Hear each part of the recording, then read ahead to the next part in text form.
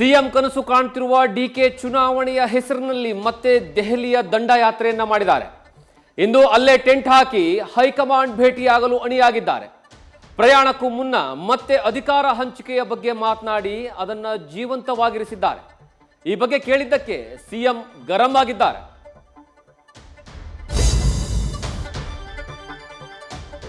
Yathindra sales tax ಅಂತ ಯತೀಂದ್ರ ವಿರುದ್ಧ ಪ್ರತಾಪ್ ಸಿಂಹ ಹೊಸ ಬಾಂಬ್ ಸಿಡಿಸಿದ್ದಾರೆ. ವರ್ಗಾವಣೆಯ ದಂಧೆ ಮಾಡುತ್ತಾ ಸಿದ್ದರಾಮಯ್ಯರ ಅಧಿಕಾರ ದುರುಪಯೋಗ ಮಾಡ್ತಿದ್ದಾರೆ ಅಂತ ಗುಡುಗಿದ್ದಾರೆ. ಆದರೆ ಸಿಎಂ ಮಾತ್ರ ಇದಕ್ಕೆ ತಣ್ಣನೆಯ ಉತ್ತರ ಕೊಟ್ಟಿದ್ದಾರೆ.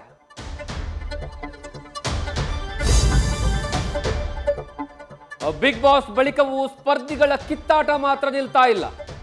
ಪರಚಿದ ವಿಚಾರಕ್ಕೆ ಅಶ್ವಿನಿ ಗೌಡ, ಚೈತ್ರ ಕುಂದಾಪುರ ನಡುವೆ ಜಾಲತಾಣದಲ್ಲಿ ಕಿತ್ತಾಟ ಮುಂದುವರೆದಿದೆ.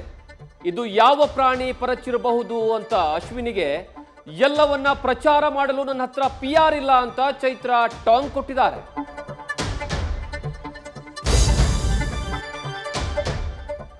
ಭಾರತೀಯ ಸೇನೆ ಸೇರಲು ಮತ್ತೊಂದು ರಣಬೇಟೆಗಾರ ಪಡೆ ಸಿದ್ಧವಾಗಿದೆ. 114 ರಫೇಲ್ ಯುದ್ಧ ವಿಮಾನ ಖರೀದಿಸುವ 3.25 ಲಕ್ಷ ಕೋಟಿ ರೂಪಾಯಿ ಒಪ್ಪಂದಕ್ಕೆ ಅನುಮೋದನೆ ನೀಡುವ ಸಾಧ್ಯತೆ ಇದೆ.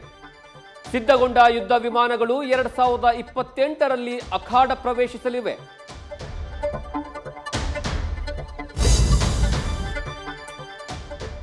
ವಿಚಿತ್ರಗಳೆಲ್ಲ ಕೇರ್ ಆಫ್ ಉತ್ತರ ಪ್ರದೇಶ ಅಂತ ಕಾಣುತ್ತೆ. ಯುವತಿಯೊಬ್ಬಳು ಹಾಸಿಗೆಯಲ್ಲಿ ಹಾವಿನ ಪೊರೆಯನ್ನ ಇಟ್ಟು ಕಣ್ಮರೆಯಾಗಿ ಕೌತುಕ ಸೃಷ್ಟಿಸಿದ್ದಾಳೆ. ಮನೆಯವರ ಮಗಳು ನಾಗಿನಿ ಆಗಿದ್ದಾಳೆ ಅನ್ನುವಂತಹ ಸಂದರ್ಭದಲ್ಲಿ ಪೊಲೀಸರು ಪ್ರೇಮ ಕಹಾನಿಯ ಟ್ವಿಸ್ಟ್ ಕೊಟ್ಟಿದ್ದಾರೆ.